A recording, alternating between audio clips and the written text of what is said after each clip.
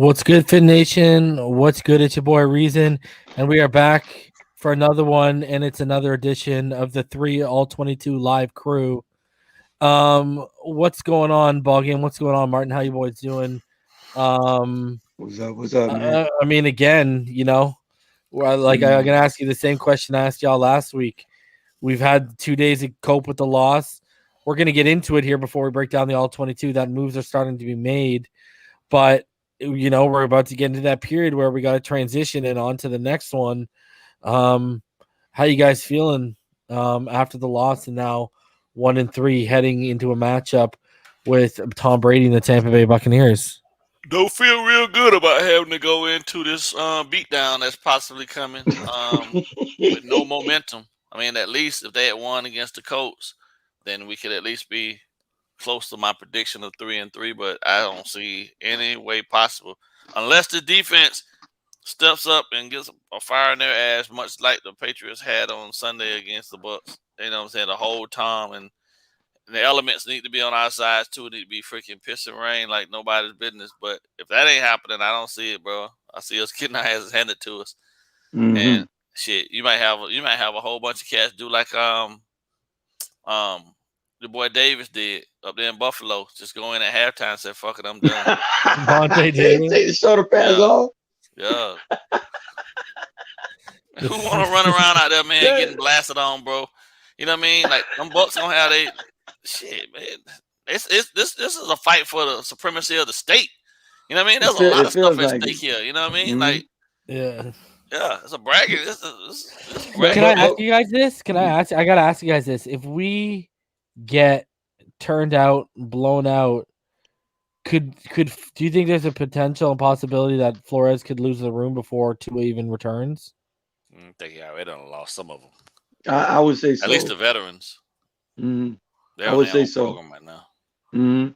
Like this is we don't. People need to realize we're in a circumstance in this game where we don't actually need to win the game, but we need to see the fight in the dog if they're going to go down. We need to see them go down with a fight. If they go down with a fight, it's safe to say everything we can still somehow, if Tua comes back and he's the magic man, can turn this around.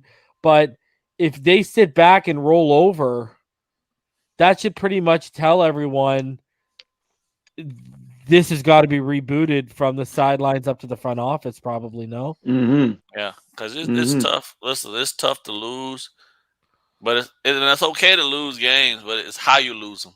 You know what I mean? Yeah, that's perfect. If you're going out there and just getting lambasted, bro, like that's going yeah. Dude, and you know what? If I was I know X isn't having the season he had last year, but he's not been bad. Byron Jones looks like he's having a good season. Phillips is starting to come on. If I'm these guys too, I'm like, y'all have had me on the field for almost 80 minutes in the last 2 games. Like, what am I doing here right now? You know what I mean? Like, just because this offense is just so inept right now, and BallGame might have been onto something because the blocking is getting better.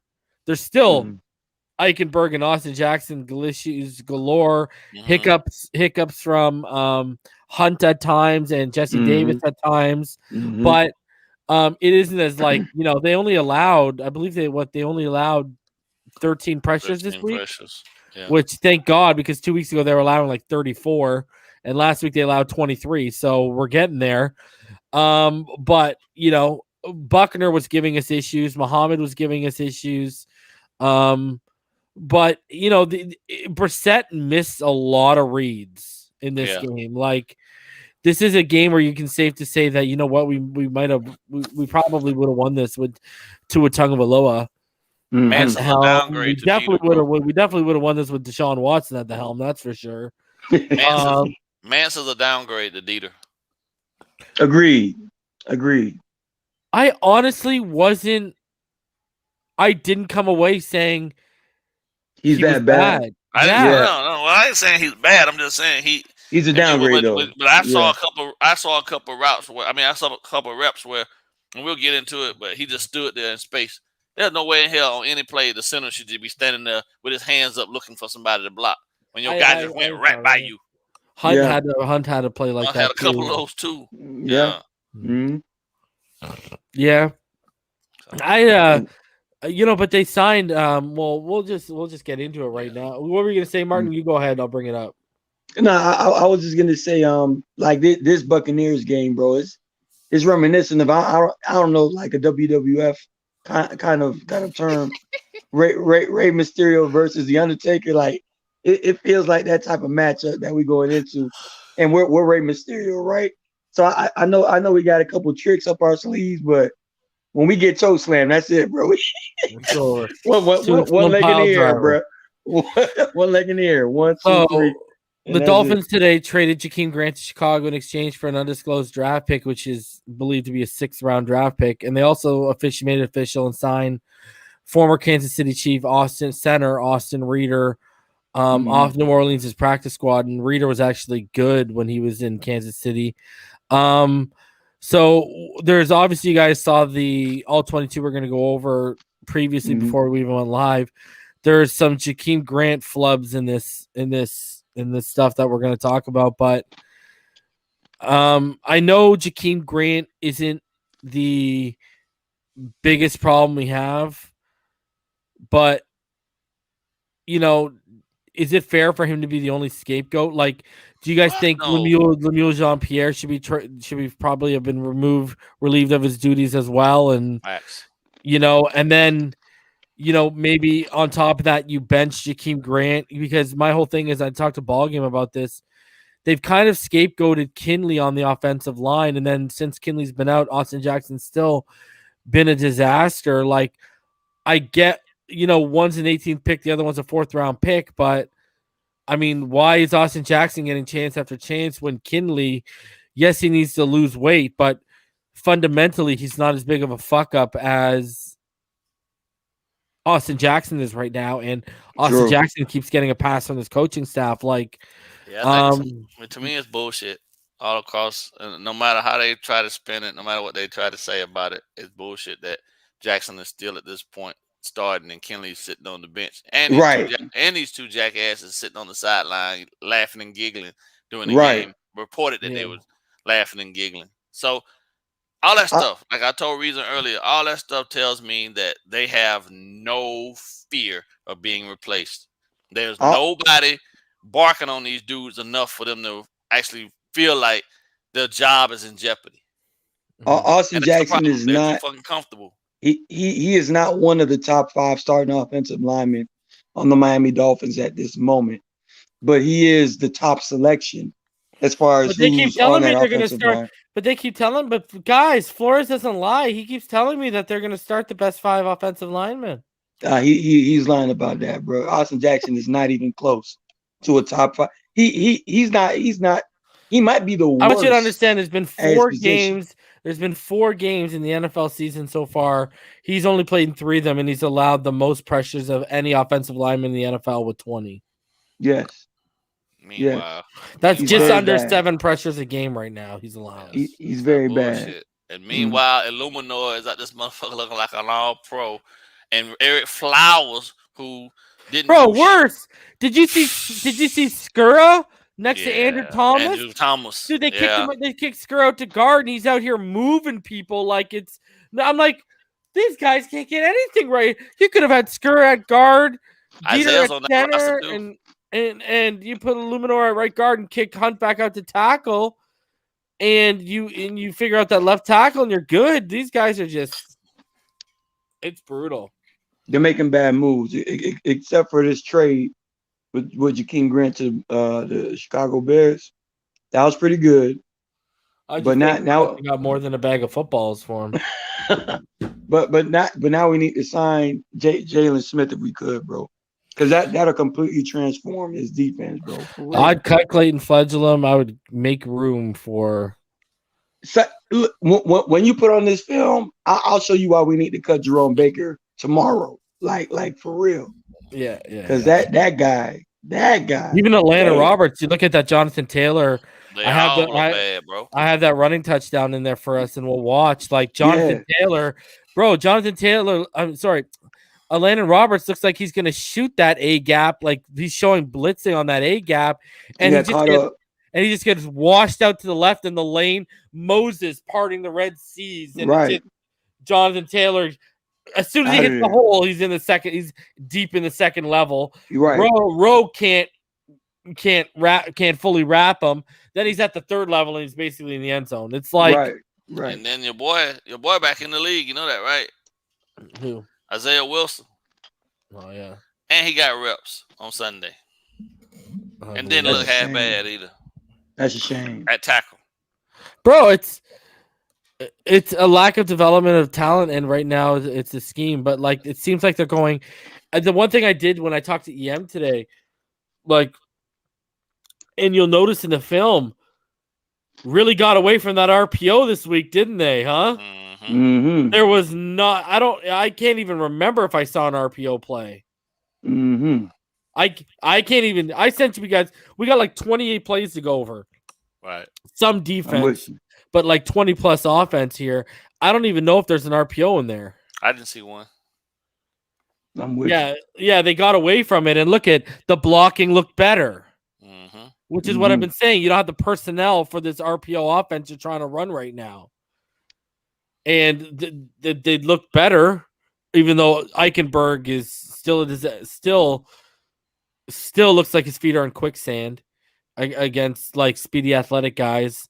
Austin Jackson is just, like when you look at that illegal hands to the face, it's so blatant. Like I like it's ridiculous. Like I didn't even need to see the flag come out of my peripheral into the and we do have to admit, bro, the lack of coaching is showing up in Austin Jackson's development because just small things, bro. Making the same mistakes over and over too. Like it's getting to the point where accountability. There's zero accountability. Right. I think he wants to be buddies with them instead of really grinding into them and correcting all the stuff that they need to correct. It looks bad. I get that they're grown men, but at the same time, they are paid to do a job. And in no place else that I know of can you show up, be extremely shitty at your job, and still keep you know what I'm saying? Unless you're a weatherman. Well, that part, yeah. Yeah. They got like literally as much leeway as the weatherman. It's crazy. Because I know if any of us performed at their level at our jobs, we wouldn't have those jobs right now. All right, we wouldn't have made it past probation. Okay, so before we get into it, guys, smash the like button if you're new here. If you'd like to donate, paypal.me/Phinside. Become a Phinside the NFL Patreon. You get mod status, insider info, and you also get first access to videos before they go public. My Jalen Phillips film study is coming along nicely, and that'll be dropping next week. Also, if you want to become a member of the channel, you will get early access to the videos as well. So check it out. Become a Phinside the NFL Patreon, patreon.com/Phinside the NFL, or become a Phinside the NFL channel member. Patchvibes.com. Use code Phinside to save 20% off your order. Use backroomcollection.net. Use code REASON to save 10% off your order. They're selling autographed Ricky Williams canvases, Jerome Baker, if you want it right now, canvases. Oh, I thought you said back room, like no. And then thrivefantasy.com. Use code Fin. Oh, let me edit that one. Finide. No, sirree. Use code Phinside at thrivefantasy.com, and you will let me get that right. Jeez. Thrivefantasy.com. Use code Phinside to have every dollar up to your first 100 deposited matched by Thrive Fantasy. Use code Phinside at thrivefantasy.com, the number one site for fantasy prop betting. All right, let's get into this because we got some film to break down, ladies and gentlemen. So let's hop right into it. As usual, you will hear us narrating over top. We're going live. We don't pre-record. We do this live, like a bunch of all-22 G's over here. Say that. All right. Here we go. All right. So, play one. Here we go.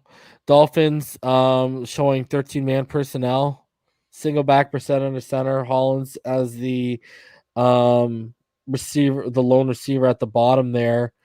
He's gonna have, if you look at the left side here, Smythe is over there. He's gonna leak out into the flats. He's gonna pump fake. Watch, Hollins is gonna run a whip route right here. Boom, back. He's gonna pump fake it and he's gonna roll out. And Hunt is in no lands man blocking because of his assignment. And it's only a 2-read play, but you see he can't. He holds the ball too long, but you look at right here. I'm going to show this to you. If you look at 77, Jesse Davis, the left guard right here, he can't hold his block. And that flushes him out. And Robert Hunt in La La Land.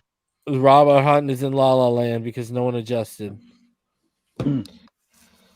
You know what was crazy to me? What? Colts aren't a man team at all, and they actually were not threatened at any point. That's complete man coverage across the board. Yeah. And they ran it. They were no fear. Yeah, it's true. 10-man personnel, Brissett in the gun with Brown to his left, trips right, and Gesicki out to the left. Parker is going to motion, and they're showing cover 1 right here. And watch Eichenberg right here, the right tackle. He is going to get beat cleanly. His hands are swatted away right there. And Jackson, if you look on the other side, is being pushed back into Brissett's lap. And this is where Jackson's going to take an illegal hands to the face. You can see it even right there. And Brissett, and look at the play Brissett makes. It's a nice play because you act, and let's go back here. I want people to see. Look at this space right here you got. I want people, guys, I found a play design I actually like. Remember I kept bitching about how they're not creating space out of Tripp's bunch? Well, they motioned into that Tripp's bunch. Watch Brissett now. He's going to have multiple options. Look at that. He's got Waddle on that deep curl. He's going to have Fuller on that curl route. And he's got Parker on that quick out underneath. And, Gesicki up top. Up top, yep, coming across the middle. Coming across the 50. They create space on this. Now, if you look at it down here, if you throw with anticipation, I mean, look at what you have right here coming towards the 40. Yeah. Look at what you have now going up the right sideline. But he was late on the throw, right? Like he didn't. If he would have thrown him mid route, right? If you make the throw right, and let me see where I know I spotted it somewhere. Okay, if you make your throw right here, he's catching that in stride, and now the throw's just late, so he's hung up to the sideline because the safety got over. But he made the completion, but it gets negated. And the reason why it gets negated is if you watch 73 here, the infamous Austin Jackson, right? You're going to see Eichenberg. Look at the hands just swatted. Look at that. Gone. Damn, done. Bro. Look at his legs, bro. Yeah, he's done. Wide base. It's over, buddy. Damn. And then look at Jackson's head right now. And look at his hand. Yeah. Look at right blatant. And look at Jackson. 2 refs right here at the bottom to see it. The problem is when you go back to the very beginning of this, Austin Jackson's kick step is too extreme because he doesn't recognize that he has outside leverage help from Brown. So he actually screws this whole process up by actually taking away anything that Brown could have given to him when he stepped. Right there, yeah, he stepped right into Brown's lap. Yeah, way too wide. This is all communication or lack thereof. You know what I mean? True. He's got leverage and gets out. Yeah. He doesn't have to kick out as far if you got a guy there solely for the whole purpose of helping you. Like Brown's set where he's supposed to be, but Jackson in his lap. Look at Eichenberg though. Bam, gone. Gone. Yeah. Blatant illegal hands to the face. Good night. And the pocket wasn't even the pocket wasn't even good enough, but good enough to do that timing throw that you were asking about. No. It kind of crashed in on him. You know what I mean? You got to step up there though. Yeah, Yeah, go Watch, ahead. let me Jackson. look. Like right now. Right there. Yeah. Okay, I Yeah. see it. I see it. And then Okay, get it the gotta be ball out. out. Yeah. He's not losing. He's just straight downfield his head, and then boom, he's out. I'm telling you, Jacoby gotta be the slowest black dude I ever seen at quarterback, bro. Who else? Byron Leftwich. Right. I think That's a good he moved comparison. better than. I think so. Who else? Who else was like really Dwayne Haskins. Dwayne. Yeah, well, yeah, Dwayne kind of slow. Doug Williams a little bit. No, Doug scoot on you, boy. I In mean, his when younger years. I was about to say when he was skinny, yeah. Yeah, in his younger years. when he got to Washington, that was it. But I don't know, man. Honestly, Jacoby Brissett he's mobile in the pocket a little bit, but his overall just presence of mind to use his pocket awareness. He's not. He doesn't use it well. What's crazy is what the one thing EM said to me. He's like, "What stands out to you on the All-22 when you watch Jacoby?" I said, "For all the people that think Tua can't read a field, what do you think? Then he must be a god compared to Jacoby Brissett." Okay, right. Jacoby is not good when you put him in a situation to make quick decisions. That's why he has to evade because he's not a good quick. He throws with zero anticipation. Like zero.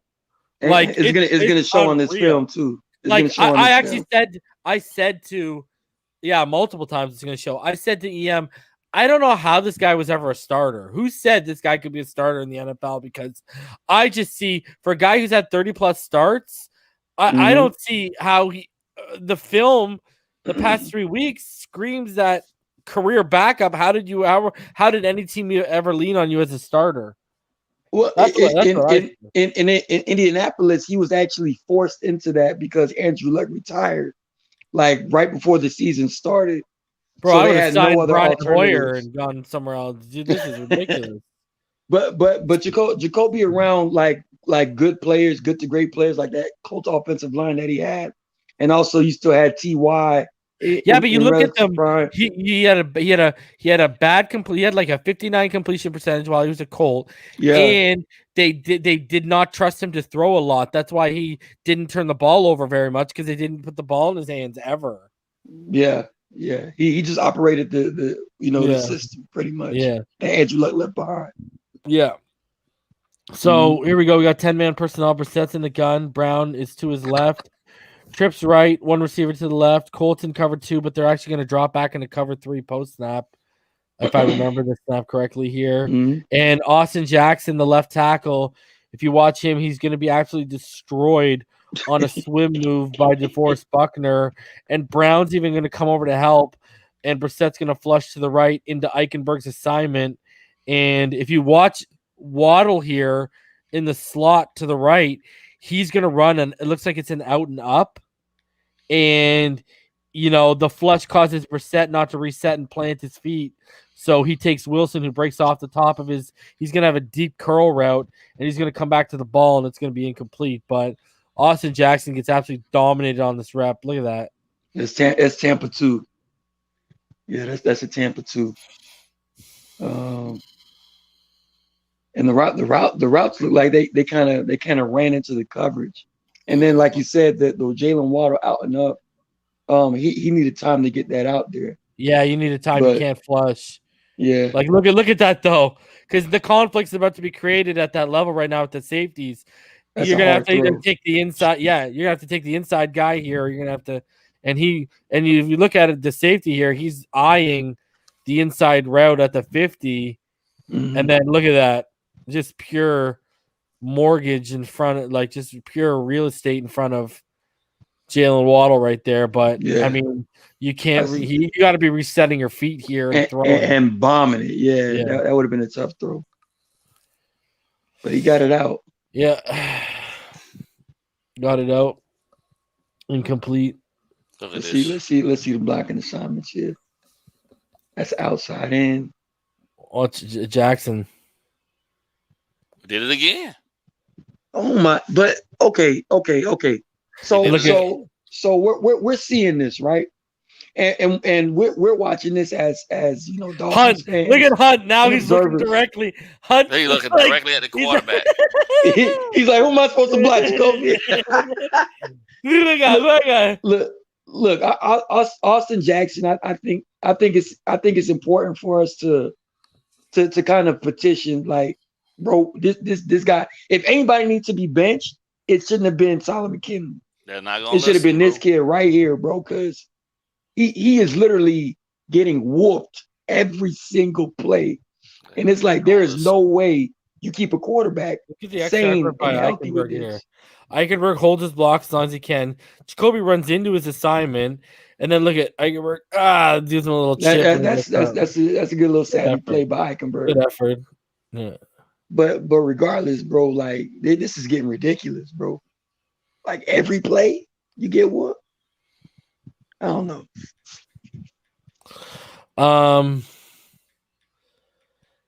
EM Dolphin fan is that Dallas Thomas. talking about Austin Jackson. I know, right? Oh my god! All right, 21-man personnel, strong I formation, with a wide receiver on each side, Brissett on the center. Colts showing cover 2. It's going to be play action, and he's going to get a relatively clean pocket here. I'm gonna show you. You got to throw with anticipation here. Yeah. You got Gesicki, and you also got Parker up here at the 23 breaking free into the side, finding that soft spot in the coverage. Come on, man. And he's sitting there. What are you waiting for? Mm. And then he just takes the check down.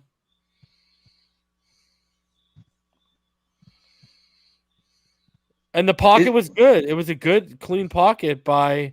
Now, mind you, the level of difficulty of this throw is high, but at the same time, come on, bro, you at the top of the drop. You got to make your throw there, bud. You got to split that, and the defenders gave you that window, to just split it right now. But I don't know, man. It's it's some guys want to take the risk, some guys don't, and this was an example of that. Like, nah, I'm good. And if he didn't throw it to Gesicki, he still had DVP coming across too. Yeah. For a drop off. Good play design and found the soft spot in the coverage, bro. Yeah, just didn't make the throw. Just didn't make the throw. Yeah. So now we got 12-man personnel. Strong left. Gaskin's gonna be motioned out of the backfield to the left side here. And 2 receivers split wide right. Indy's showing cover 1. And man. And Brissett as Gaskin. If you watch Gaskin from the top here, he's going to be wide open on the drag route. But he's going to take the high. And that would have been close to a first down with that completion. But instead, he takes the high difficulty throw. You see Shaheen fight off the jam right there. He gets free.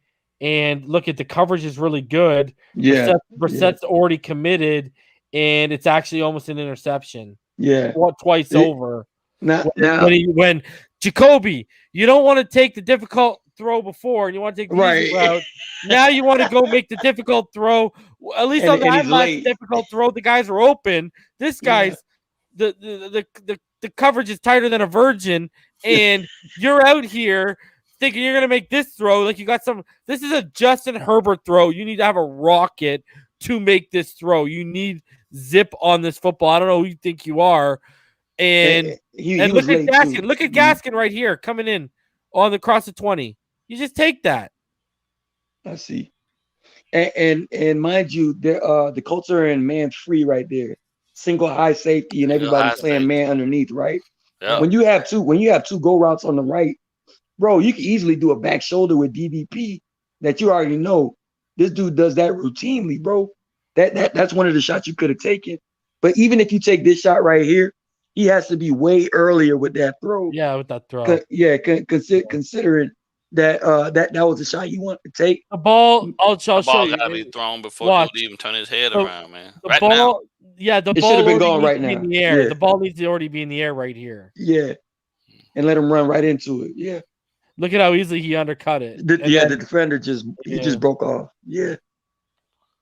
Oh, and he was open for like a split hair up the seam. But if you're going to be late on that read, you need the Herbert arm. Yeah, just fire it in there. Yeah. So the Dolphins in cover one press man, Wentz in the shotgun with the Colts in 10-man personnel, and watch Ogba on Davenport. They got Julian Davenport at right tackle. Watch Emmanuel Ogba and watch. What the hell? What is happening to him? Oh, he just got kicked out. Yeah, he got cut off. Mm-hmm. And somebody actually mentioned, Julian Davenport was starting. Right. And I was like, yes. Yeah, I know. Let me get back to that play. Sorry. Right. No problem.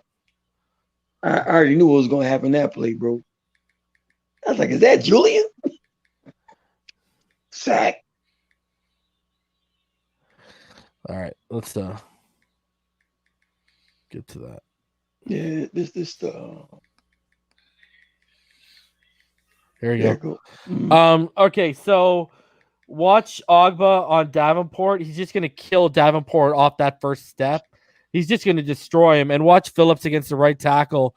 Against the left tackle. Phillips actually was giving Eric Fisher again a number 1 overall pick, the business on Sunday. Yeah.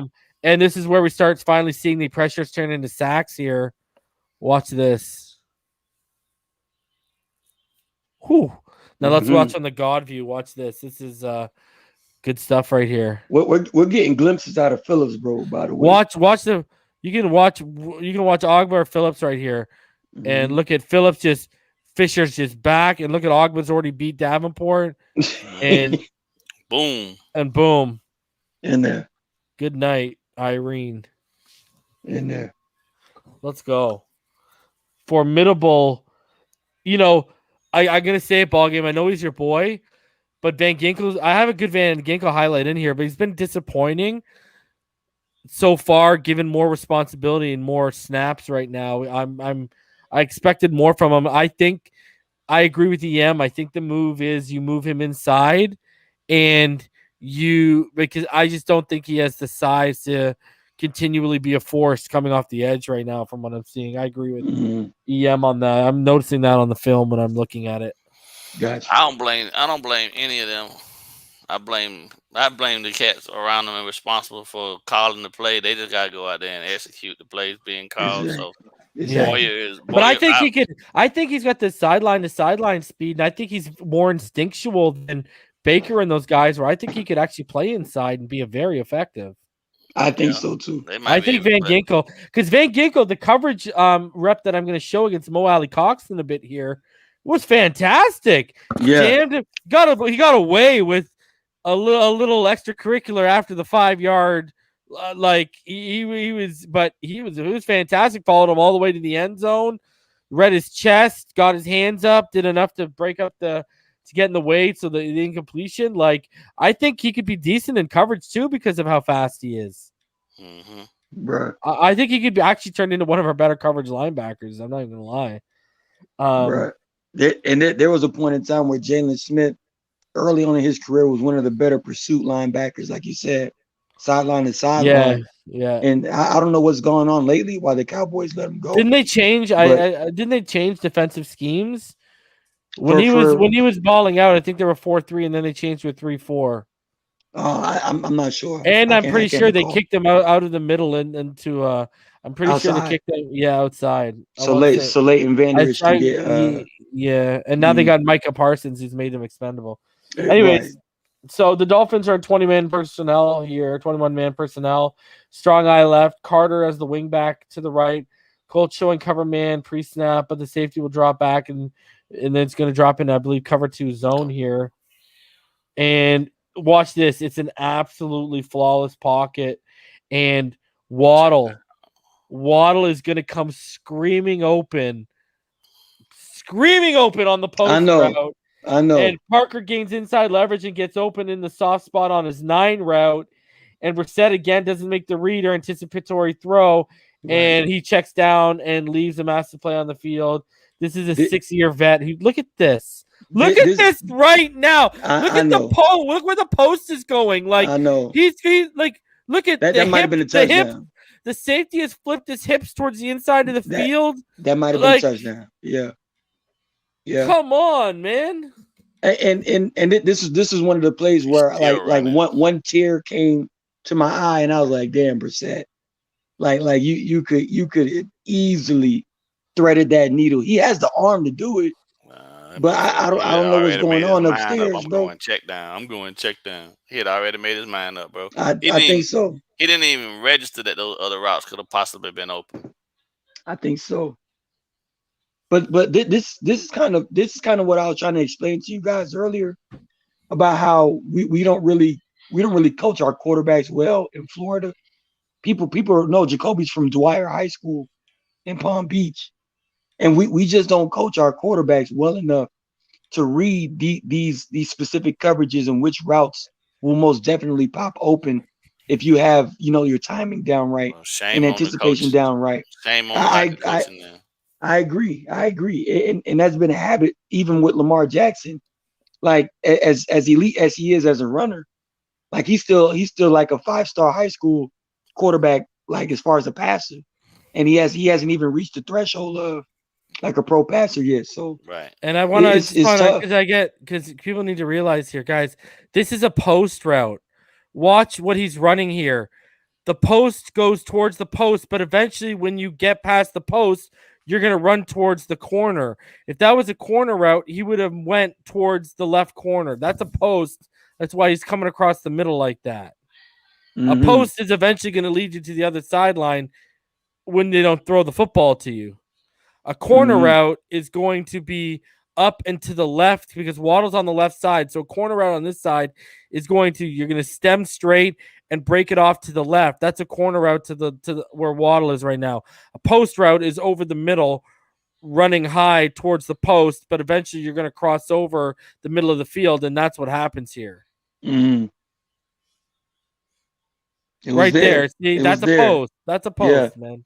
It was there. Yeah, looks more like Parker on. Is that Parker?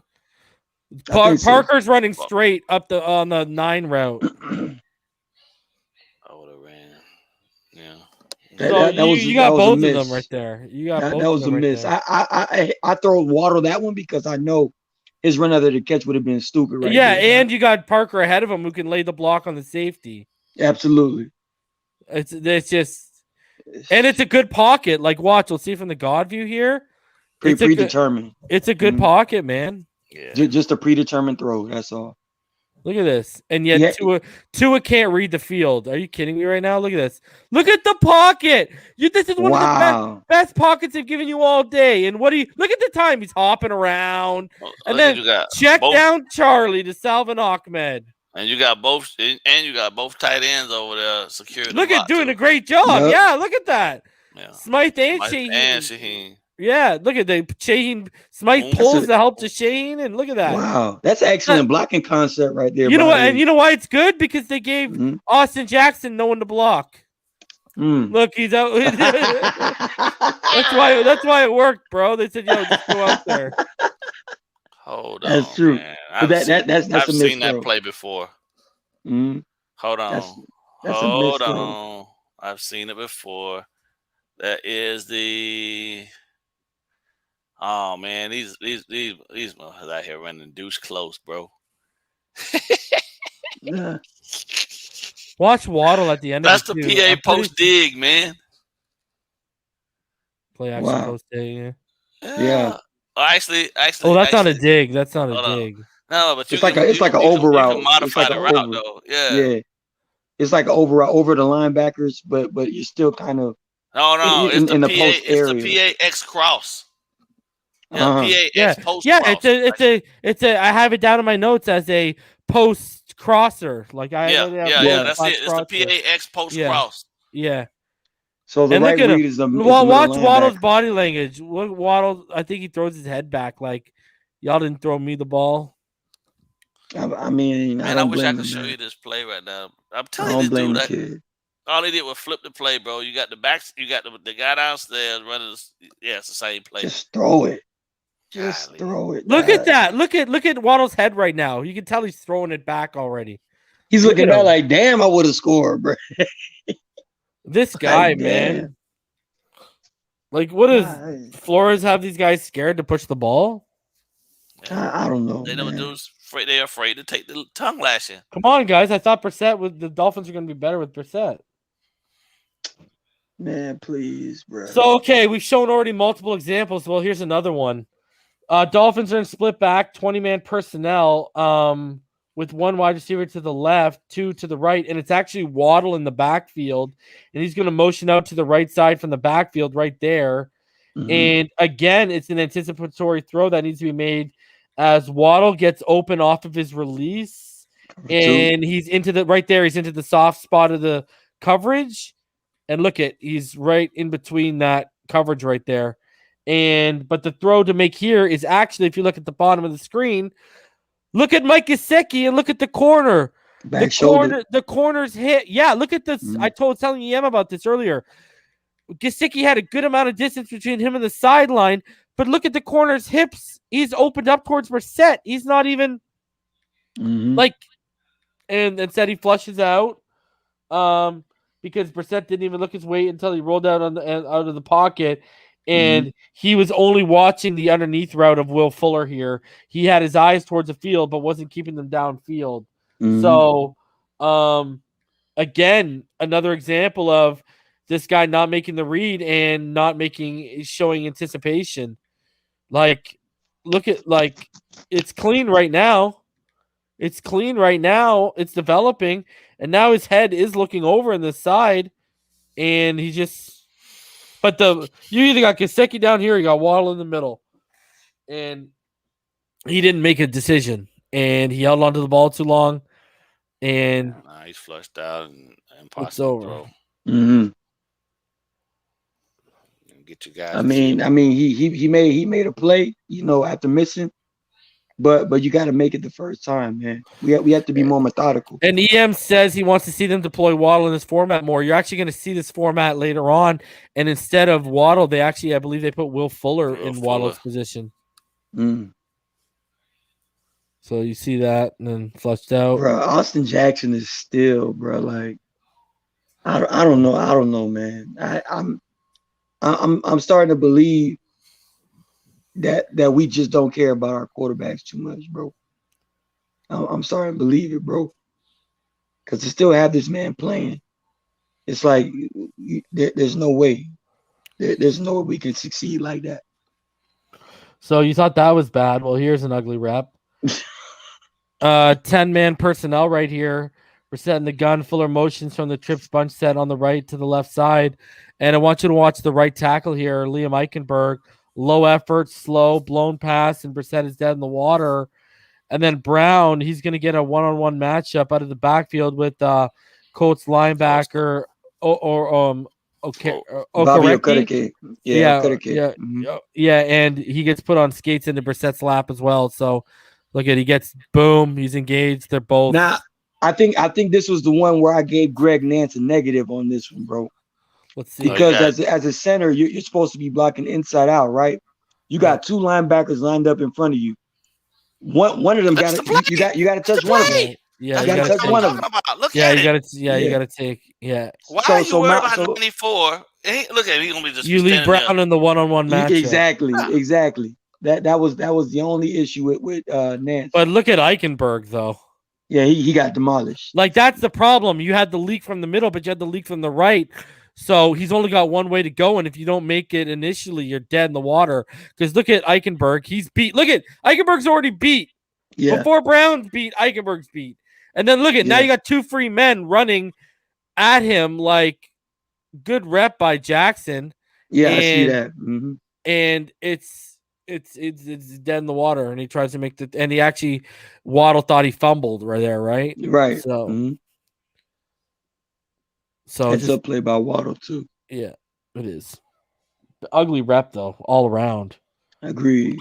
So here you go. The Colts are showing cover one. 12-man personnel for the Dolphins. Brissett's under center, single back with a wide receiver split out wide on each side. The Colts are going to drop back into cover two right there, pre-snap. and Brissett has Parker on that hitch route, but Brissett throws towards the outside shoulder to the sideline, and Parker can't make the catch. And this is on second down. So if you watch, the right side here of the line is going to get pushed, but he stands firm and he can make the throw. So you got to make this throw. If you watch it, yeah, it's getting pushed, but you got to make that throw, man. You know what? I think this is one of the plays where Jacoby rushed to get the ball to a predetermined player. Because if you look at the field view from the sideline, if he took a normal like 5-step drop instead of a quick 3 to get the ball out to that quick out, Jasicki or I think that's Shaheen or something like that. Shaheen over the middle. Yeah, look at him how over the middle he is. You can make that attempt because it's cover 2. You know. Yeah. Cover 2 is the middle should come open for you. You know what I mean? But look at that. Look at the real estate. Oh my God, for Shaheen right there. But again, I think he kind of rushed into getting the ball out to a receiver instead of just working the play normally. So that was on second down. All right. Yeah. So and then here's the other view right now. And I think you're right. Actually, that makes a lot of sense. It's predetermined for sure. Boom, it's out. Yeah, it's predetermined. And then that's the second down. Here's a third down play now. The very next play. Dolphins again have 20-man personnel, split back look with a wide receiver, but this time it's Fuller to Brissett's right, not Waddle, and he motions to the right side outside of Gesicki right there. And 2 receivers are split to the left. This causes the Colts to show cover 1 man, and he gets good protection right here. The protection's solid, and you see the separation Fuller's getting as he breaks at the top of as he digs in and breaks at the top of his hook route, and the ball's just at his toes. And if you look at the God view, maybe you guys can tell me. Yeah, maybe you guys can tell me here, but if you watch, I believe I want to say it's 57 or 94. I tried to freeze frame it. Did you think this ball gets tipped? Because 94. You got the hand up and then it dies out low. No, the ball hit Will Fuller in the chest on the replay.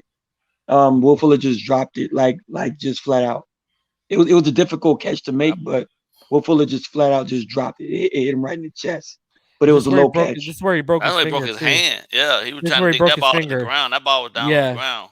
Yeah, the ball was low. You can see the ball right there. Yeah, that ball right. You can see the ball right there. You can see the ball right there low. Yeah, but what I'm saying, he hurt his hand trying to dig it out. He broke his finger digging it out right here. Yeah, see, look. But what I'm saying is on the replay, it showed the ball hitting him in the chest. Like he's the ball lying hit him on in the the chest, and then on the ground. Yeah, because he dove towards the ground. Dove towards the ball. Yeah, that's a bad throw, bro. Like it's a bad throw, but the ball was still broke his finger.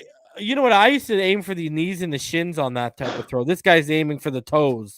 Yeah. This guy's aiming for the little piggies, bro.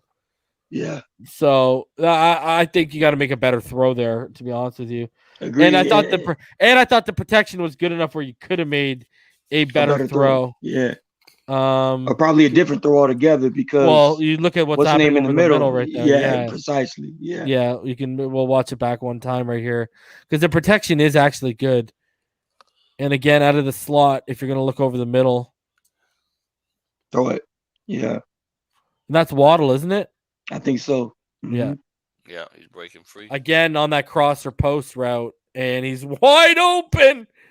Oh, this guy Brissett, you kill me! I swear. I don't want to hear nothing when Tua comes back from people about him missing read. This guy started over 30 games in the NFL. People need to stop with this Tua slander, man. This is getting ridiculous. The kid still needs to develop. Yeah, it's painful. Mm-hmm. This is painful. Like we are showing no anticipation. Like he didn't even look that way. You're so right. Like, I know. Again, it was predetermined. Like. Okay, so a lot of his throws were this game. Yeah, Van Ginkel route. No reads. So Dolphins are in cover 1 press here. Colts showing a run in a heavy 13-man personnel, but they're actually going to draw back to throw as the tight ends on the left side are going to release. And it's a fantastic job here by, you're going to see AVG over here. He's going to pick up Mo Alley Cox right here. He's going to start picking him up. He's going to jam him, and then he's going to just follow. And he looks back. He sees the ball's coming in the air, turns his head, and he just follows the chest. He plays the chest, and great job by AVG. This was actually one of my favorite reps of the game. Yeah. I actually really appreciated this rep. When you watch, look at, catches him here, jams him, and then he releases, and look at, he flips his hip and his head back too, but you can't see his head right here. So he knows the ball's in the air. There you go. Head flips back. Run to the chest of the man. And when play he throw his hands up, you throw your go for the hands. I thought that was a very good rep. This is what I'm saying, ball game. Is it really that crazy to think he couldn't play in the middle more? He looks like he could potentially be one of our better coverage guys. He's got some of the best sideline speed on this team. At this point, you don't lose anything by trying. So, and then you just keep Ogba and Jalen Phillips coming off the edge. Mm-hmm. I like that. I like that. And have him as a blitzing linebacker if you need to. So the Dolphins are in cover one press, split back, 21-man personnel. Hines is going to motion to the right side from the left of that split. You're going to see Roberts here is your Mike, and he is going to try and blitz the A gap. He looks like he's trying to shoot it. He's going to get picked up and pushed out, and the lane opens for Jonathan Taylor, who's going to get to the second level. There you go. You see, he showed the blitz. Yeah. Gets picked up right there, gets washed out. Look at Moses parting the Red Sea, and look at the second level. Look at the daylight in front of him. And Rowe's going to come over, break off, and try and make a play.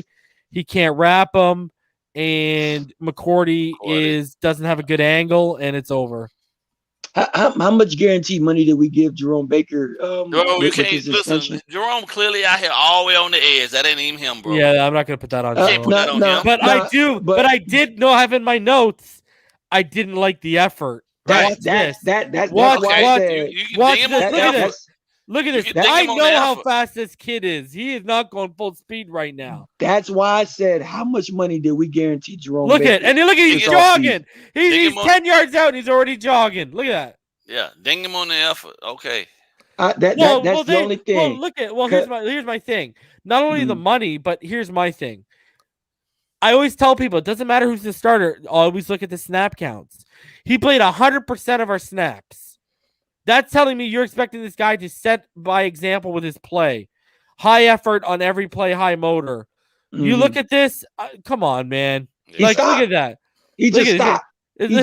His controller turned off, bro, mid-run. And all I'm saying, ball game is, yes, that play was completely to the opposite side, right? But that's not the point of this exercise, this play. The point of this exercise is look at how easily the issues we have at the second level. Look at, he came up, he had a head start, and look at how washed right out. Look at that hole.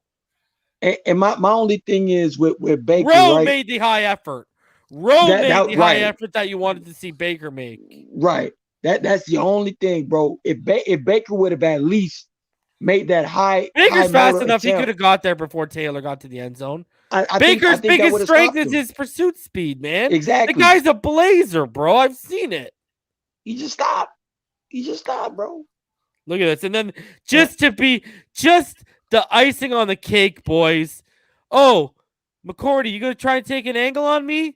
You ready for it? Gives him the Ricky. Just gives him the Ricky Williams. We haven't seen a stiff arm like that in the Rock since Ricky was doing it, baby. And look at McCourty looking up on his knees. Did he score, guys? That would have been our 30th pick, bro. If we knew better, but that's who my running back won, man. Fucking ball game knows I used to harp on that guy day in and day out, bro. Yeah, man. So empty set, percent the gun. Colts showing cover one, man. Watch Jackson. Muhammad is going to push Jackson back right off the snap. Albert Wilson is going to come open over the middle on the deep dig route right here. Look at that space he's got. That's coming open in front of him at the 40. And Hunt, he's also got the short dig route coming open here near the sticks right here. Mm-hmm. He's got even more separation at the 34 right in front of the sticks. Hunt is going to be put on his ass by losing balance right there. And Jackson is getting worked by Muhammad right there. So incompletion, but you'll see what I'm talking about with the offensive line right here. And then I'll bring it back to the broadcast view for you guys. Right. Okay, so if you watch Jackson, where are you going? He's already pushed back. Hunt is now on his ass. Jackson continues to get pushed back. Free rusher comes and incompletion, but I'll pull it back because I know Martin's about to go in right here. Yeah, like we can see the coverage clearly.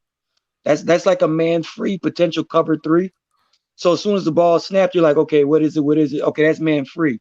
So when you get man free, and you already know that dig route is about to pop open at the bottom of the 40 right there. Jacoby Brissett looked at it. I think he was about to make that throw. Right there. But the pocket just completely crumbled on him at the last second. And then he bailed out to try to find a way to get the ball to he also had all the way to the top of the route. I don't believe he also had I have no faith that he was going to make that. Yeah, he also had the right sideline. Watch the right sideline. Look at because they exchange right there, and look at the back was to him. So look at Parker now heading towards that right sideline. He's wide open. Yeah, I'm not believe. You can actually roll and make that throw right there. That you should make because the dig is now cross body. But look at he's even rolling right there still. And look at it's too late. It was a ball game. It was a muddy pocket. If you look at the God view right here, right. Look at Jacoby's eyes. It starts when Hunt falls. When Hunt falls, things go to shit. Watch. Jacoby look back right there. You see that? You see that right there? But you know what I'm saying? What I'm saying is, I have no faith that he was gonna make the throw regardless. Damn, bro. I mean, you may be right. Maybe you're right, bro. Because he hasn't made one of those yet, bro. No. But even when he's had the clean pocket, even when he's had the clean pocket, he don't make the throw. So tell him. I'm not gonna fool myself. No, you fool me once. Yeah. Same on me. Yeah. But I think if the pocket wasn't as muddy, to the God view if you can. I think if the pocket wasn't as muddy as it was, I think he might go ahead and fire that in there right there. It's when Hunt falls right here that he just bails out. Yeah. Now Austin's beat. Look at Austin's head. He's praying to God right now, looking up at the sun. And now Jacoby's got to continue to flush, right?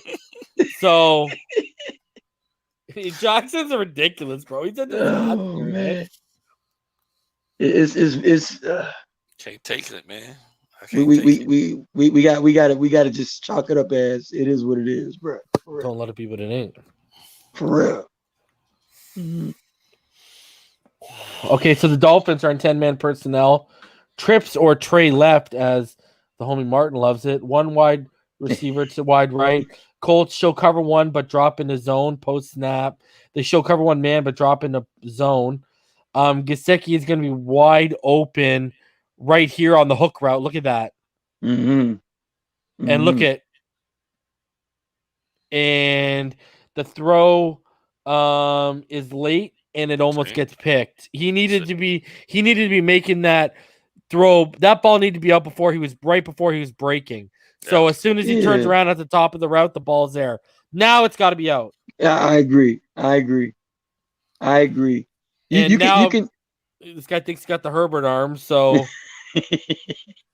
but you can tell by like body language of the defender exactly when and where the ball should be for certain routes and certain route combinations.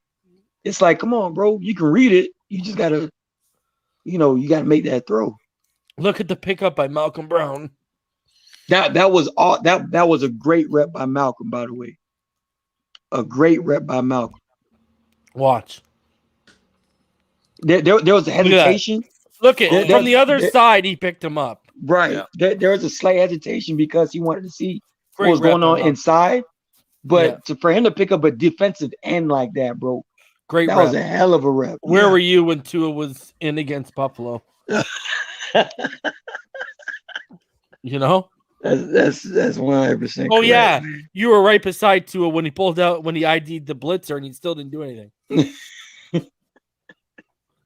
And you were to that blitzer side.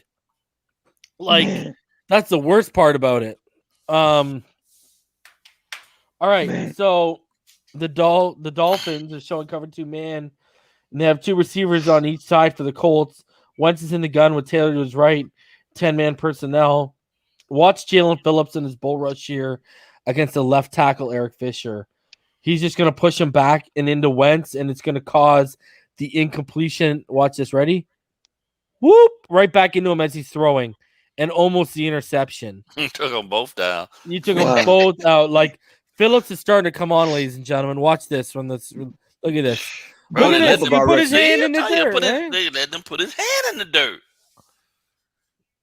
He monstered this dude, bro. Yeah, Eric Fisher. Monstered it. Look at that. He did exactly what he's supposed to do. Establish the first hand, walk it up till you can bench press him, and get him out of the way. But that both of our rookies had a hell of a rep that play. Both of our rookies, Phillips and Holland. If you Holland go to comes across right here. If you go to the field view, Holland's coming across. Look at the speed of Holland to come across. That's what I mean. If you look at the field view, the amount of room that he covered, distance he made up. That was awesome. That was awesome. Well, Isn't that when we lost Jones? Yeah. That was the play where Jones got hurt? Yeah. Watch. Oh, Jones wow. is down after it. Look at the. That's how you make up, man. Yeah. See how fluid his back pedal was? Yeah. And he started taking his angle while he's backpedaling. Bro, this left tackle got walked back. That's Eric Fisher, bro. Wow. From Kansas City. Yeah. And look at Holland would have made that play too if Byron wasn't there. Yeah. And look at he gets up and shakes it off. Byron's like, help. Mommy. You know? Quad, man. Yeah. That's tough. So here you go, Dolphins 11-man personnel. And they're going to motion Gesicki inside, then back to the left side. Brissett's in the gun with Brown to his right. Eichenberg is going to have his feet in quicksand as Toure is going to go inside out and around him with ease on the right. Look at that. Whoop. See that? Watch from the God view. It's going to be, look at this movie does. Inside, out, and around. Look at this. Watch this. Eichenberg, the right tackle here, guys. Inside, out, around. Good night. Yeah. I think Eichenberg really wants to play left tackle, Dad. I don't think he's got the feet for. He's really slow in his kick slide. Like it's not good right now. His first step is not very good. He has better reps at left tackle, in my opinion. That's for sure. I agree. It's way easier for him at left tackle. But we're sticking with Jackson, man. Lucky us.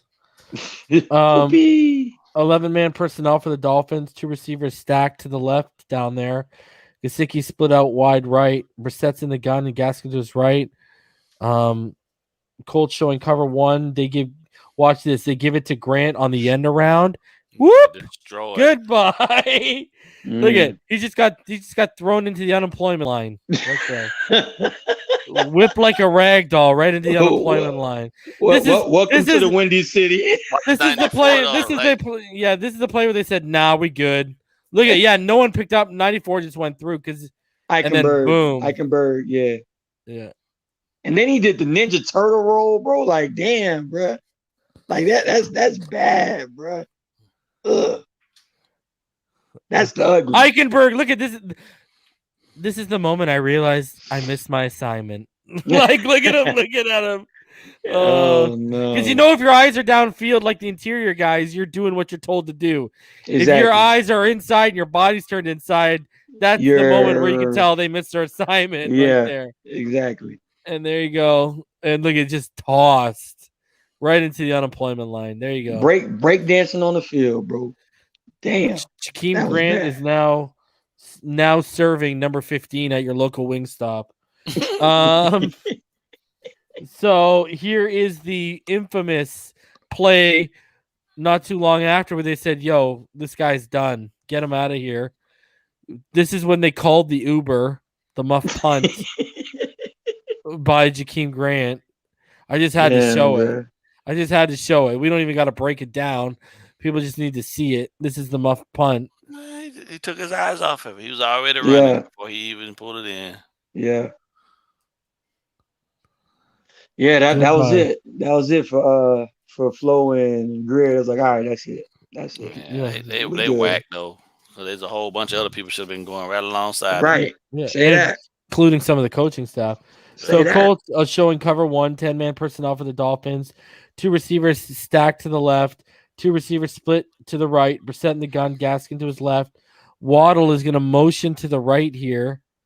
And Waddle is going to get the release on the quick out from the motion off of the line of scrimmage. And Brissett whiffs on the throw. And look at the pocket. Great pocket. And he just completely whiffed on the throw. Watch the pocket here from the God view, boys. Mm-hmm.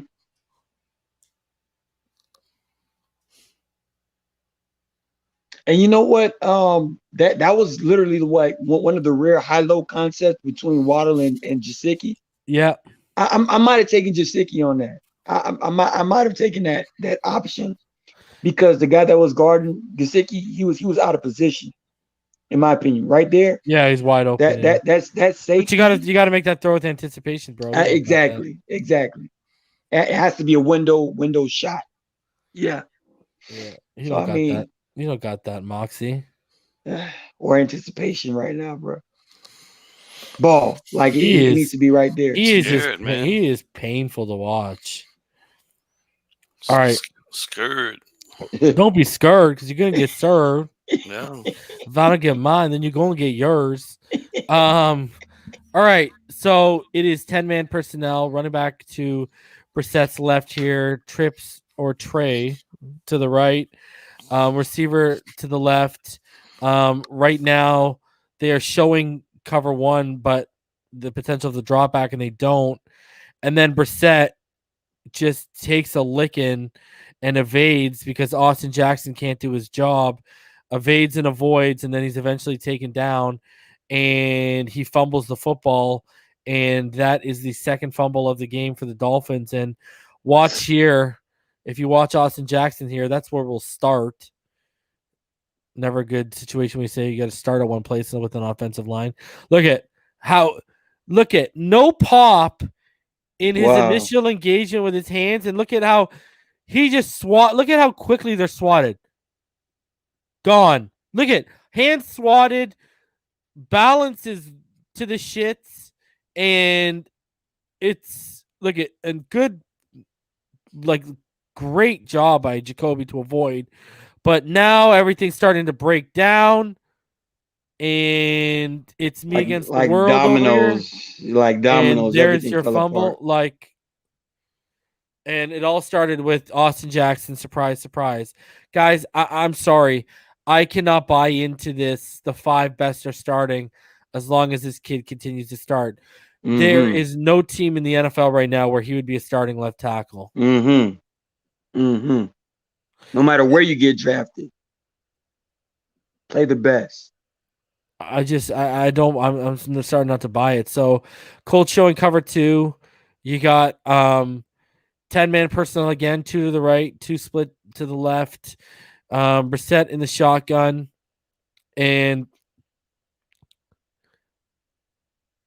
he's gonna have the right sideline, and again he's gonna miss it.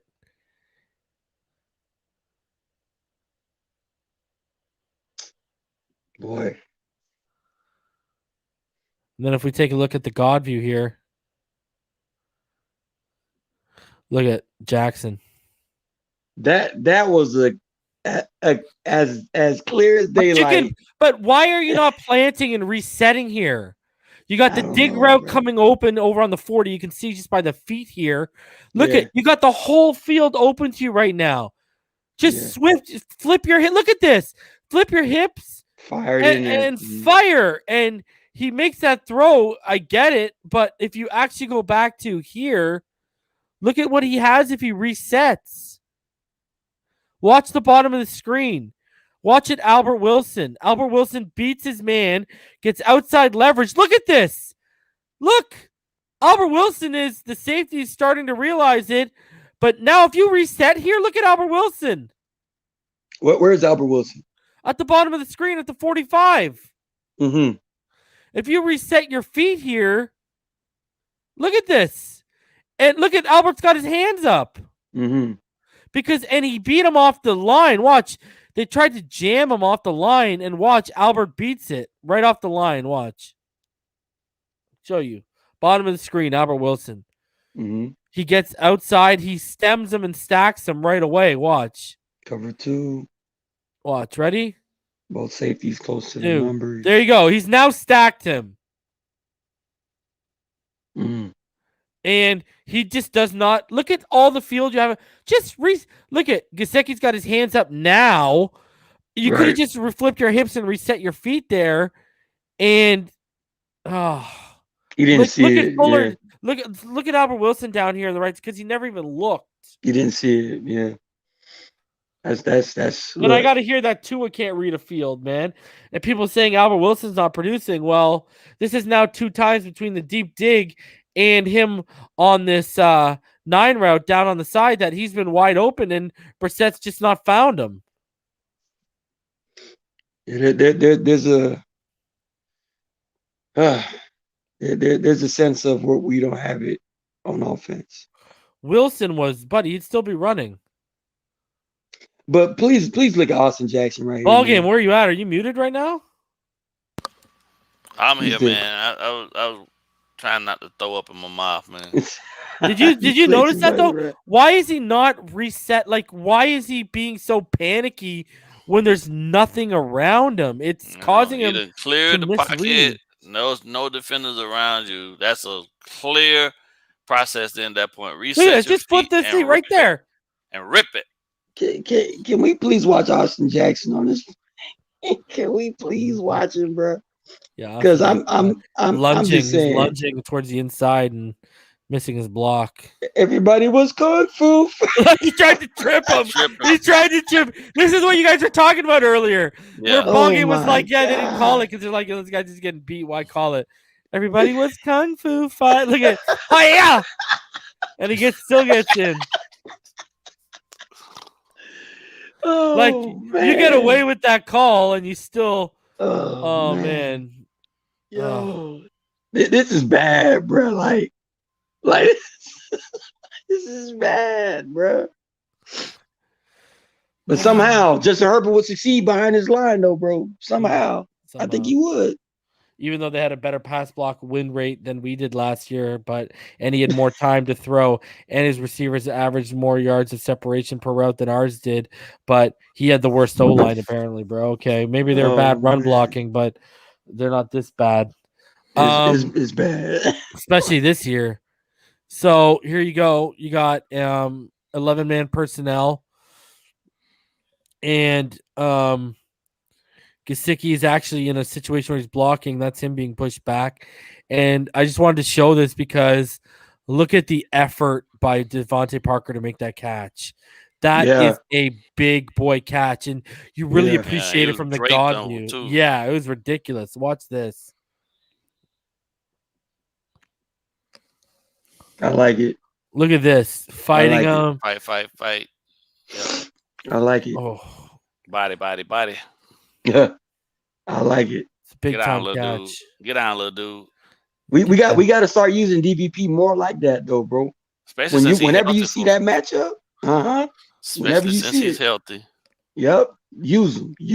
Yeah. So here's the Dolphins, showing cover 2. Wentz in the shotgun, 11-man personnel. And look at the time he gets, but eventually the boy who collapsed it though, baby. Tell him, let him know who collapsed. Yeah. Boy, J. Phil, man. And this is the bad. Now I want to show everyone the God view of the bad call that Jalen Phillips had. Remember they gave him the face mask on display? Yeah. Look at Fisher. Look at the bull rush on Fisher. Fisher's already like just out of the way, bro. That's a Like, grown man right there, bro. Look at this. And look at that's all pad, bro. Not even near the face. Ogba's pushed his man so far back. He just disengages, comes up, and cleans it up. But look at I want y'all to watch, and I'm full speed, boys. Mhm. Watch Jalen Phillips. And this is him standing up here. Look at him. Look at that bull rush, boys. That's power, man. That's a grown man. And right I there. said, like, I was so nervous when I was doing these preseason streams, and why are you not letting him get comfortable doing the things that got him to this level that he's comfortable doing? And now they're stopping. They had him covering slot receivers at one point. The way they were using him in coverage, like that's not his game right now. Give him those responsibilities in year 2 and then year 3. Right now, just let him get acclimated to the game speed against going against grown men, doing the things he's comfortable with doing. And if he succeeds doing that, then you build off of that.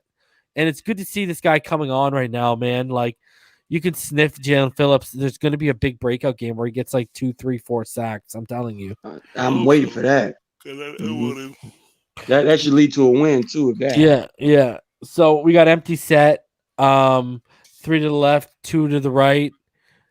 And then covered 2 by the Colts. Brissett gets flushed, moves around. Big boy. And look at that catch by Devontae Parker, guys. Yep. Yeah. Like, big boy catch. Again, from the God view to appreciate it more. Like, Brissett starts pushing the ball and trusting his receivers a little bit now. Look at good rep by Eichenberg. Great rep by Eichenberg. And then look at this. Give it to him. Woo! Look at him snatch that out of the air, bro. Yeah. When I saw this in the God view, I'm like, that is a thing of beauty. Look at this snatch out of the air. Just high points that. Look at that. Big boy catch right there. We had to wait 7 seasons to see that. Yeah. Well, we saw it 2 seasons ago. That's true, in 2019. Yeah. But that's how we have look. We, like you guys always say, we have to utilize what we have, right? DVP is a 50-50 jump man guy. Put him in those situations, give him an opportunity. Jalen Waddle is a deep threat, cross the middle, catch and run guy. Put him in those situations, give him an opportunity. Like you just have to put guys in situations, bro. That's all. But look what happened. Great rep on the offensive line. Like, look at the offensive line here. Solid. Good block by Austin Jackson on that one too. And Eichenberg was great there too. And Eichenberg came over to help. But what a catch! Look at Devontae getting up like I'm the I'm that dude. I'm that dude. It's like, all right. See them flies flying around me, it's because I'm the shit. You know what I mean? All right. So the Dolphins right now. Sorry, let me bring this back. My bad. The Dolphins right now, in 10-man personnel, 2 receivers split to each side. Brissett's in the shotgun with Brown to his left. And look at woo! Opened him up a little bit. And look at this though. I wanted to show you this though, ball game. Look at the help by Brown here on Austin Jackson. Look, just enough. And look at the difference. The difference with that rep was that Austin Jackson didn't put himself initially out of position. He didn't kick as far, so he actually took a step. See, true. He waited. He held his water, and then he said, "Okay, now I can engage the guy." You know what I mean? Good. It seems like anytime they align a guy, you know what I'm saying, on a wide 9 approach to him, that's where he gets screwed. Because he feels like he's got to go out there to go extend and get. I mean, you don't have to. The guy still got to come up the field anyway. You just got to catch him at. You just catch him at the point before the drop back. Mm-hmm. All right, so now we got 10-man personnel again. Trips right or Trey right, as Martin likes. 1 receiver to the left, Brown in the backfield to the left of Brissett. In the shotgun, and this is the touchdown pass. Watch Gesicki down here, guys. He's at the 5 right now. This has got to be an option because if you see, I think this is why it wasn't by design that him and Parker were supposed to end up in the same place. But if you watch Gesicki Look at he runs it, and then look at he sees the seam right there, the lane, and he just leaks to the back. That And was smart. and Devontae just happens to be coming there as well. He's wide open, and they're in the same vicinity. But when you see guys, when you watch from this next view, this is a dangerous throw, boys. Yeah. Like watch this throw. This puts it in perspective how dangerous this is right now. Look at this. Okay, he's leaking. Yeah, but look at the linebacker starting to drop back and watch the eyes. 4 dudes in that area. And look at that. Yeah. It's a dangerous throw. That's the throw where he knew the game was pretty much out of reach, and he was like, "Whatever," and just threw it in the back of the end zone. Let's just get it. Yeah. This is, I believe. Okay, this is I believe, guys. Watch Nick Needham on this rep. This is a painful. I'm pretty sure this is the one. Yeah, it's a painful rep for. Okay, so you see Nick Needham right here on 11. Who's 11? I know Pascal. Michael Pittman Jr. Pittman Jr. Yeah. Yes, sir. Yeah. The man who, when I was propping him up pre-draft, BallGame told me he was a slug bug, and then he watched his college film. He's like, "This was not the kid I saw in high school." My son locked him up, knocked him up. Wow. Yeah. Wow. Yeah, So Pittman, watch this. You're gonna appreciate this BallGame. Look at bad positioning already by Needham. He's got him. He's got him on the stem right now. And then look at he turns him inside out, wide open over the middle. Wentz extends, finds him, makes the play, makes the throw. Oh, that was painful, Nick. By the way, Reason, you didn't mention we're more than likely we're gonna get vintage Carson Wentz. Yeah, that was vintage Carson Wentz. That was vintage Carson Wentz. Yeah, and the way he was utilizing Mo Alley Cox was vintage Carson Wentz. Right. And then look at just wide open, and look at now Needham's just starting to turn back around and take the angle wide open. Route by Pittman. Well, man. He had him just by BallGame. Explain this one for the people. Where's Nick Needham?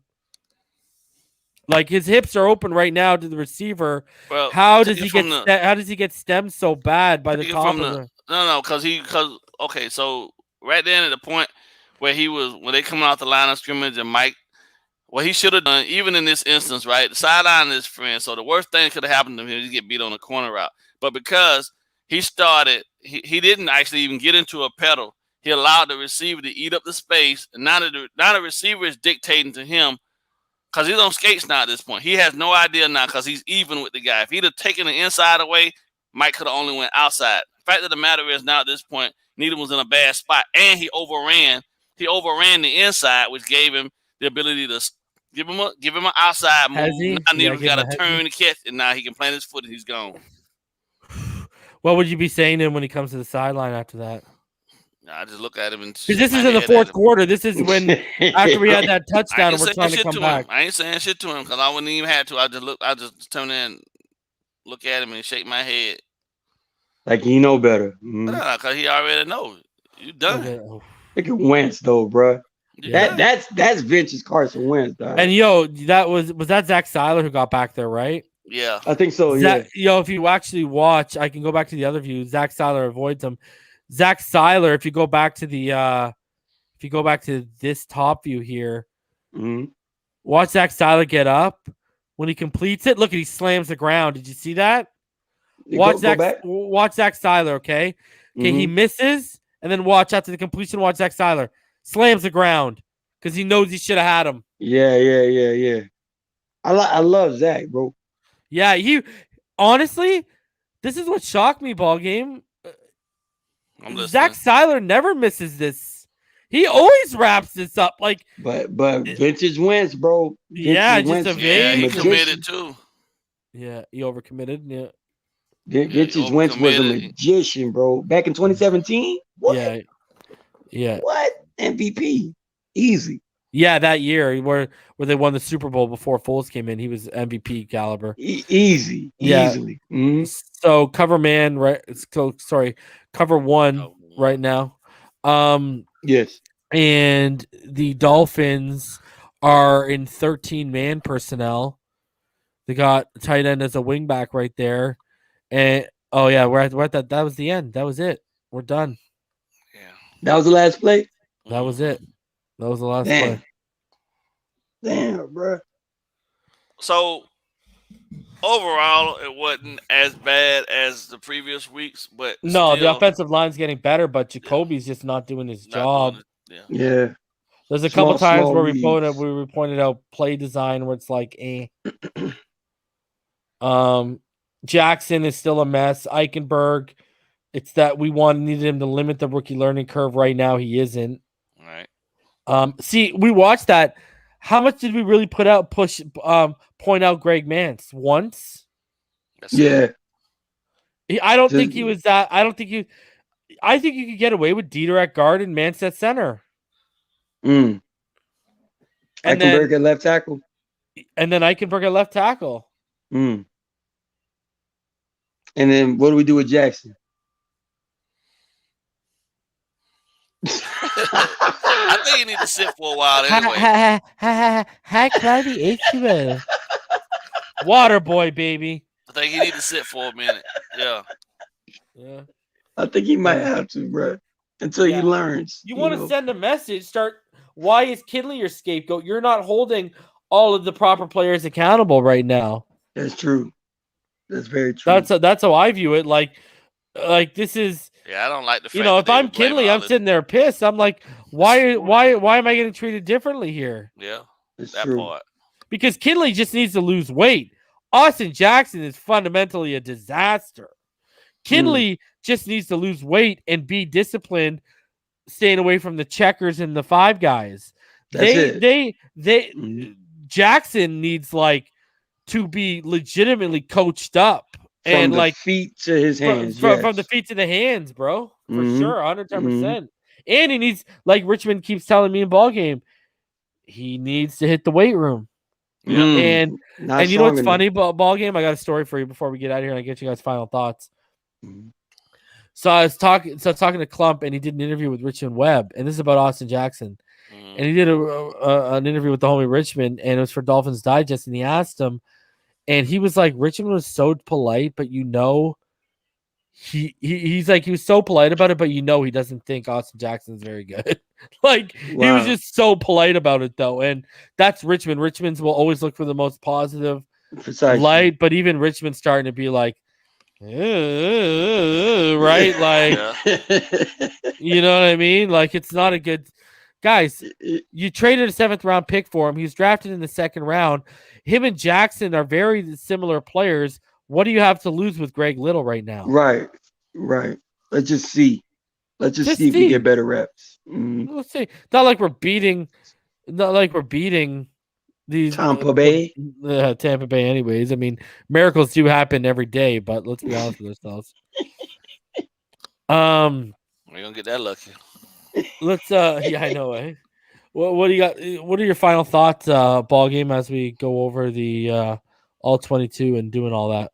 Oh man, I think like you said, there's small glimpses of things getting better, but I'm not surprised, man. I mean, I freaking hate being right about things that are detrimental to this team, but I still don't see a team that's confident in what they really want to do, and that lack of identity is leading to more ineptness, which leads to all of these lulls. What do you have to say about this? Because you bring it up, because you've been harping on the identity for a while. I said this and you weren't up here. How are you going to try and find an identity when you're trying to steal someone else's by being the Patriots 2.0? When are Chris Greer and Brian Flores going to stand on their own 2 feet, be their own men, and create their own identity? Listen, Patricia's tried it. McDaniels has tried it. Everyone who's left there has tried it and failed because there's only one New England Patriots dynasty. Trying to replicate it is trying to catch magic in a bottle twice over, and that rarely ever happens in life, let alone football. Right. Don't you think it's time that they get out of that mindset? Yeah, for sure.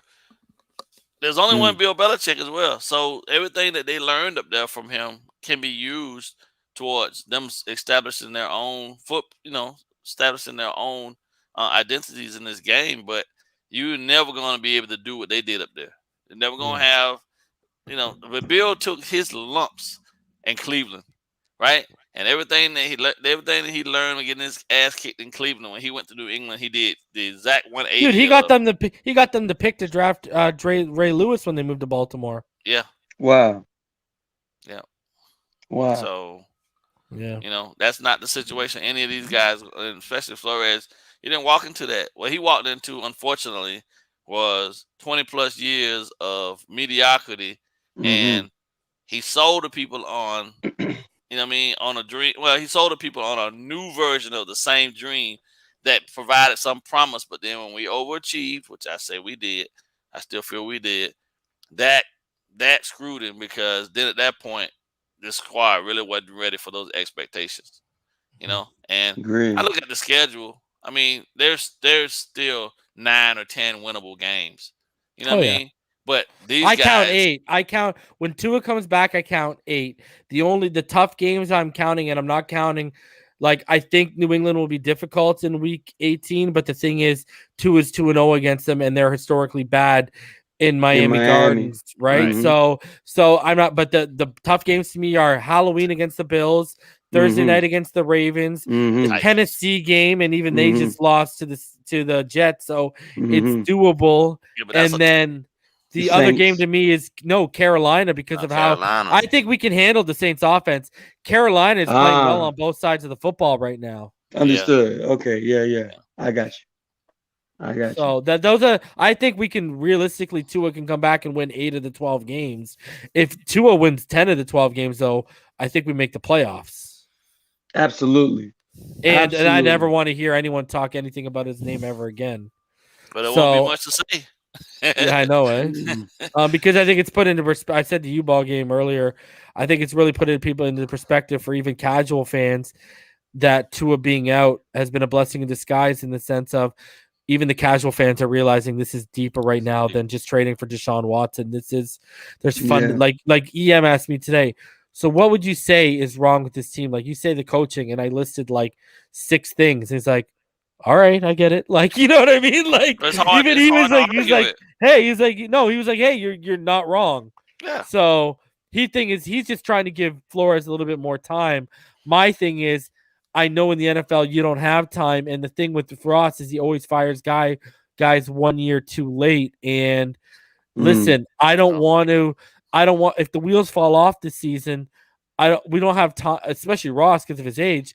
We don't have time to sit around and play twiddly dinks. Like, we need to get it right, and we're just seeing guys. Chris Greer, there's a thread by Travis Wingfield 2019. Irving, one of my mods tagged me in. There's the reports from Barry Jackson. Chris Greer, Brian Flores has as much personnel say as Chris Greer, and Greer even defers to him. So they are legitimately attached at the hip. If you want to give one guy grief for the drafting and everything, you got to give it both. Because here's the thing. Got to remember, if you go back and look at the Minka draft, and you go look at the drafts prior to Flores, different kind of philosophy, but some of the feather in the caps that Greer had a hand in drafting, like Minka, are no longer here anymore. Right. And you look at this, like Chris Greer, guys. Charles Harris has 3 sacks right now. He has more sacks than the Miami Dolphins. Which Charles Harris? Charles Harris, the defensive end in Atlanta. Yeah. He has wow. more sacks. So I said to EM, I said, is it a Chris Greer drafting problem, or is it a Flores with his hands in the personnel and doesn't know how to properly utilize them on the offensive side of the ball problem? And even some of this, because I was saying when they were dropping Jalen Phillips back in a coverage ball game, if he's, I think he's in the defensive genius, Brian Flores. But for a defensive genius, why are you using this kid that way when that's not the way you're supposed to use him?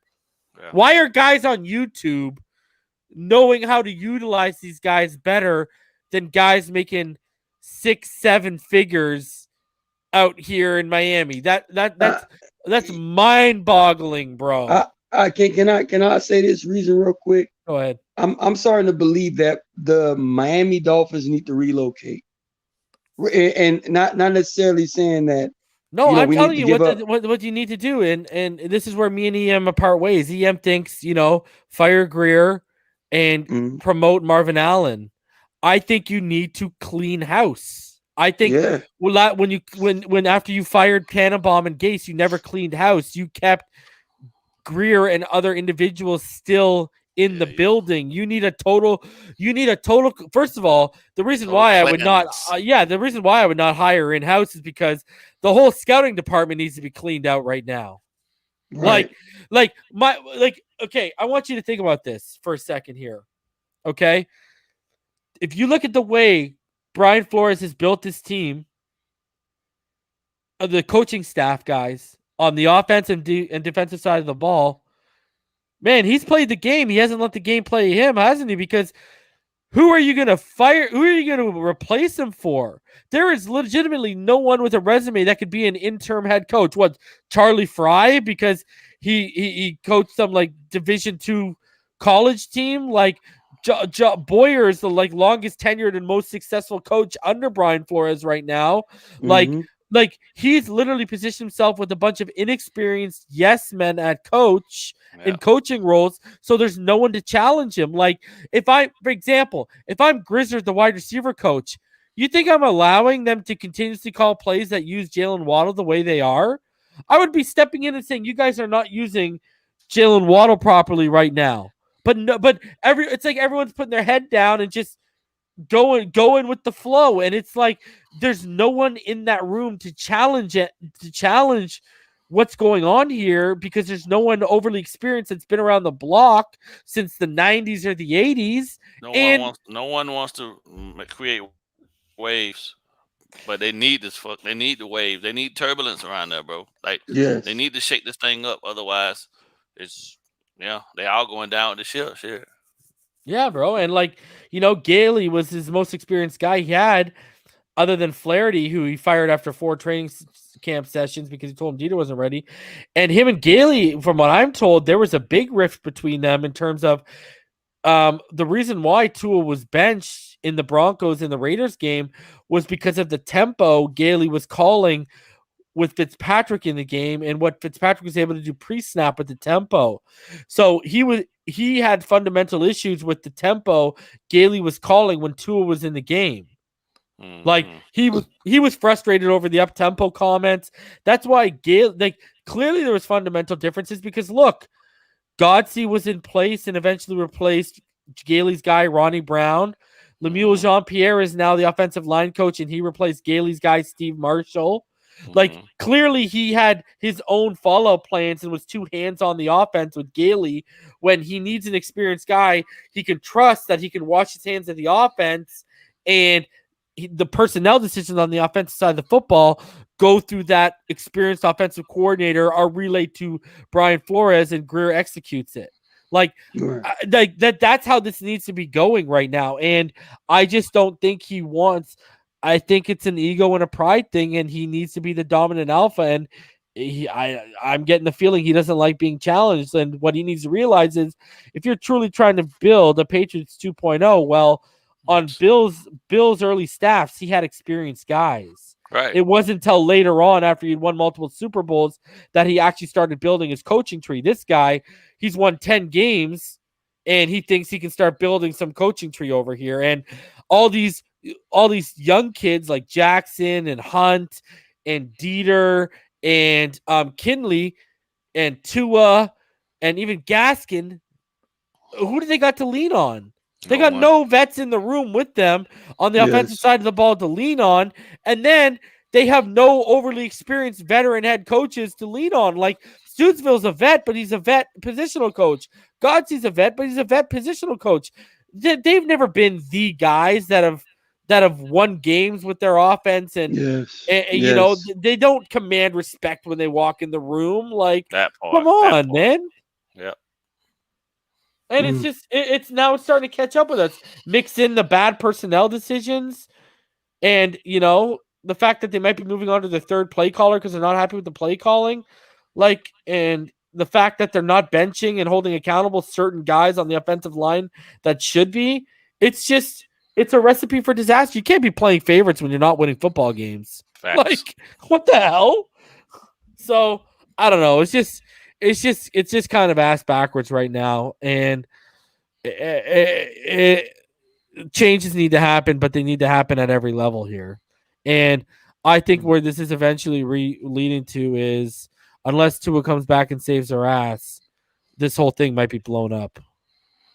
Again. Yeah. And my whole thing would be, if I'm Ross, because here's the thing. If they bring in a new GM, boys, you don't even have to let's not even talk about Flores. If they fire Greer and bring in a new GM, that new GM is not making the trade for Deshaun Watson. He wants to use those assets. Yeah. He does not want he wants to away. put his stamp on the team in the next 2 years with 3 first-round picks. He doesn't want to trade it away.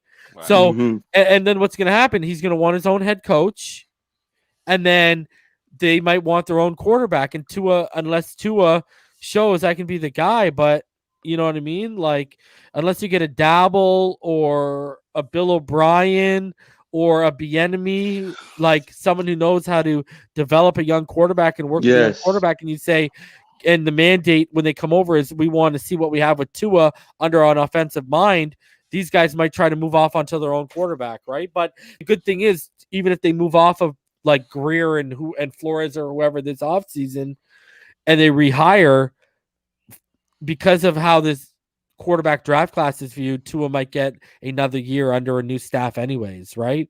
And then if he can shine under a new staff, it's all systems go. But I personally think if you're going to make a change, this is not a Band-Aid solution. You need to clean house. You need a new culture. You need new drafting philosophies. And you need, like I'm telling you, the power move to make, you fire everyone and you back up the Brinks truck to Ozzie Newsome, and you say, how much will it take to bring you down to Miami to build this front office and this coaching staff and to fill out this team? Because we got pieces. We got pieces, man. Yeah. We have legitimate pieces where if you listen, if someone came in, if you got an offensive mind in here that was legitimate, and you finished this offensive line, and got a running back, like we looked at those all-22 and the usage of Malcolm Brown. You're telling me we couldn't have used Javonte Williams? Like, if you look at what they're using, guys, the reason why Gaskin snaps are going down is because they're telling you we want a 3-down back that can block and be effective, and yet they keep overlooking them when they fall in their lap. Yeah. That's true.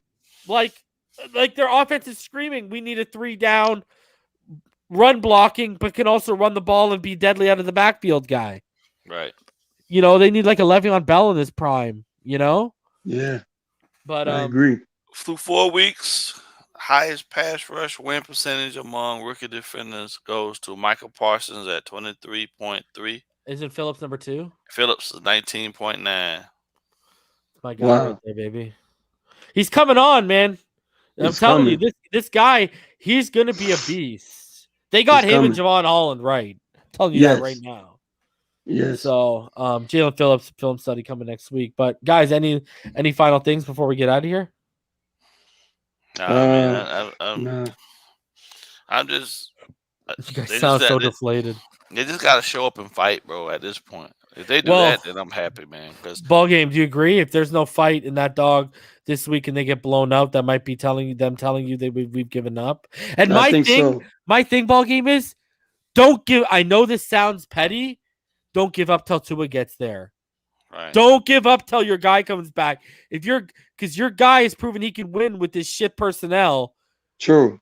Because I don't care what anyone tells me. He played better in Foxborough against Belichick's defense than Tom Brady did.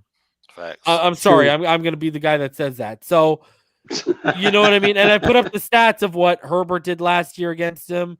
What, Lamar Jackson and Patrick Mahomes were the only guys who had better games. Josh Allen was killed. Murray, who's having a MVP caliber season right now, was shut down by them last year, and they have a more talented defense last year, and Tua still gave them the business. So I'm just saying, don't give up until he comes back. If he comes back and this ship doesn't get righted at all, then it is what it is. It is what it is. Don't let it be what it ain't, man. Yeah. So, boys, this has been a quarter of the season. I love doing these two. They're hectic chopping up that film and editing and putting it together to take out all the stuff that doesn't need to be in there and taking our notes. But what? Say again? I'd rather do it with wins, man.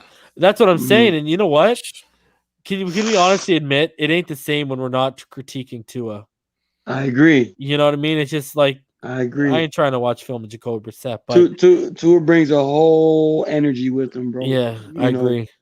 But But I wanted to say, boys, I love doing these things with you guys, man. It's real fun, and we have some laughs, and we inform and educate the people as best as we can, and It's good times. yeah, it's Yes, good times, sir. man. So appreciate you guys. I will be back Thursday night unless something breaks, guys. After I record the Finish Line with BallGame and Richmond Webb, guys. Until I see you on Thursday, stay happy, healthy, safe, and blessed. Fins up all day, All right, Peace. every day. Peace. Yes, sir.